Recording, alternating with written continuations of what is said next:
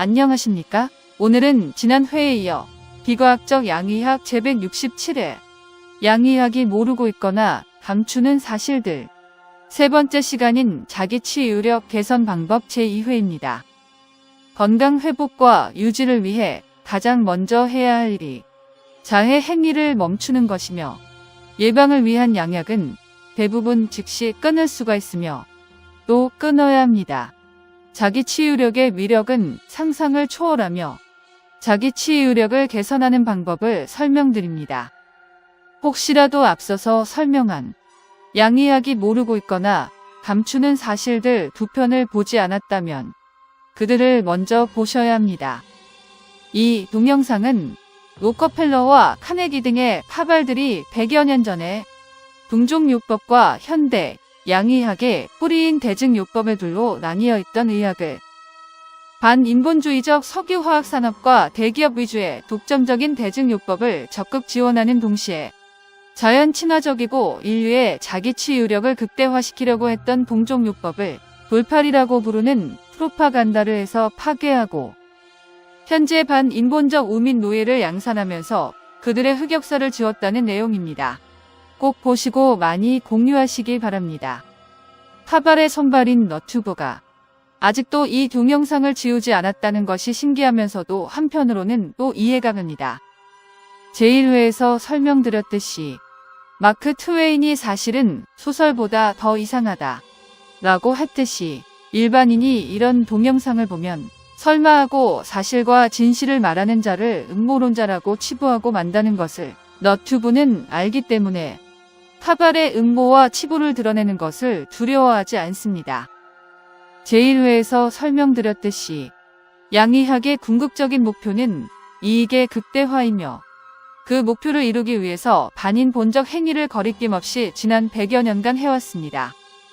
그 반인본적 사례들 몇 개를 설명드립니다.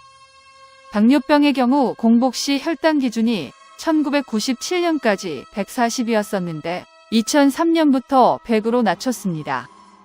고혈압의 경우 1949년까지 수축기 210 그리고 이완기 100이었었는데 1997년, 2003년, 2013년 이렇게 3번에 걸쳐서 낮췄고 또다시 2017년부터 수축기 130, 이완기 80으로 낮췄습니다. 고지혈증의 경우 1988년, 1993년, 2001년, 2013년, 2018년 이렇게 기준을 5번이나 낮췄습니다. 양의사와 한의사를 포함한 많은 생각하지 않는 순진한 사람들은 양의학이 인류의 건강을 위해 기준을 계속 낮추고 있구나 라고 생각하기 마련입니다. 그러나 사실은 정반대입니다. 기준을 낮춤으로써 환자가 아닌 사람들을 환자로 만들고 건강에 해로운 대증요법인 화학물질을 써서 더욱더 건강을 악화시키게 하기 위함입니다. 특히 고혈압과 고지혈증은 건강한 사람을 절망의 구렁텅이로 빠뜨리기 위한 대표적인 성공적인 양의학의 음모입니다. 1990년대 후반 미국 신문을 읽기 위한 학력은 중졸이었는데 1970년대만 해도 고졸 학력이었다고 합니다. 세월이 갈수록 긴 내용을 읽기 싫어하고 남이 떠먹여줘야 먹는 사회가 되어 대중의 우민화가 성공적으로 되어서 파발이 대중매체를 이용해서 계속 떠들기만 하면 어떤 거짓말에도 쉽게 속아 넘어가는 안타까운 현실입니다. 짧은 시간 안에 결론을 알려고 하는 분은 떠나셔도 됩니다. 지금부터는 정신 차리지 않으면 안 되는 생각하고 깨어나야 할 시간이며 그동안 알고 있던 모든 양의학의 음모를 파헤치는 상전벽해 내용을 설명드리기 때문입니다. 사실을 알고 깨어나고 싶은 분들 매우 고맙습니다. 양의사가 잠에서 깨보니 이불이 물에 젖어 있습니다. 방바닥도, 거실 바닥도, 화장실도. 이불이 젖는 날은 어김없이 방바닥도, 거실 바닥도, 화장실도 물에 젖어 있었습니다. 100%의 확률로. 양의사는 이불이 젖는 것이 젖은 바닥의 원인이라고 확신하고 하루 종일 건조기를 틀어 이불을 말리기 시작했습니다. 이불을 말리면 바닥이 마를 것이라고 믿고 있기 때문입니다. 고개를 들어 위를 보기만 하면 지붕에 구멍이 뚫려 있어 비가 오면 난장판이 된다는 것을 알게 되지만 애써서 고개를 들어서 쳐다보지 않습니다. 이불이 젖는 것이 집안의 물난리의 원인임을 확신하고 이웃 사람들에게까지 그의 판단이 과학적이고 옳다고 강요합니다. 어리석은 이웃들은 돈 많고 고학력에 그가 그렇게 말을 하니 그것이 맞을 것이라고 믿습니다. 고혈압은 젖은 이불이며 자기 치유력이 일하고 있다는 뜻입니다. 고혈압이 지속되면 인체기관에 손상을 일으키거나 관상동맥 및 뇌의 혈관 등의 죽상경화를 유발하여 합병증이 일어날 수 있습니다. 고혈압의 합병증으로는 심부전, 협심증, 심근경색 등의 심장 증세, 신경화, 신부전, 요독증 등의 신장 증세, 시력 저하, 뇌출혈, 뇌졸중, 혼수 등의 뇌신경 증상 등이 있습니다. 고혈압에 대한 다음 질병백과 내용이었습니다. 아닙니다. 혈관의 죽상경화와 각종 합병증들은 거실, 방바닥 등입니다. 이불이 젖는 원인은 뚫린 지붕이며 GMO와 백신 등입니다. 양의학은 고혈압의 원인을 모르고 있거나 알면서도 감추거나 둘 중에 하나이며 알면서도 감출 가능성이 높습니다. 양의학에서 강력하게 추천하는 특정 질병을 예방한다고 하는 화학물질들은 모두 다 음모라고 생각하고 즉시 끊어야 합니다.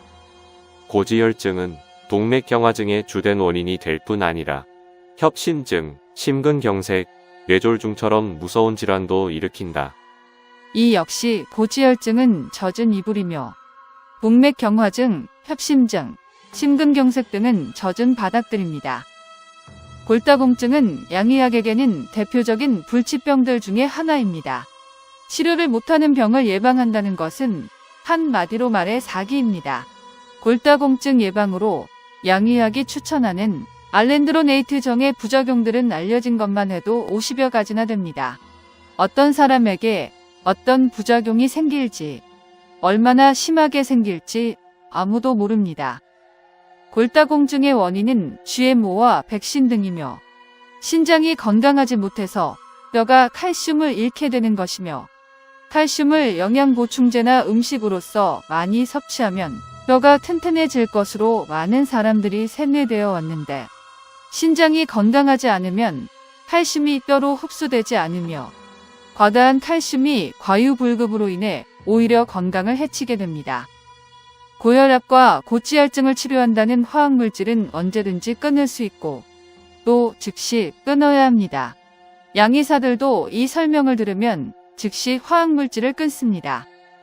고혈압과 고지혈증의 권장 기준값은 환자가 아닌 사람들을 환자로 만들기 위해 시간이 지나면서 계속 낮춰져 왔으며 치료라는 미명하에 화학물질을 쓰는 순간부터 빠져나올 수 없는 구렁텅이에 빠지게 되어 없었던 증상들이 생기면서 새 증상을 치료한답시고 또 다른 새 화학물질을 쓰도록 하고 해서 환자를 죽음의 구렁텅이로 밀어넣는 것입니다.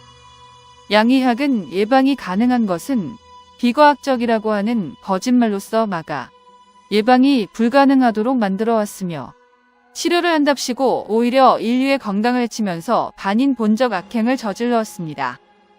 양의학이 추천하지 않는 음식과 건강을 폄훼하기 위해 가장 흔하게 쓰는 말은 과학적 근거가 없다는 말입니다.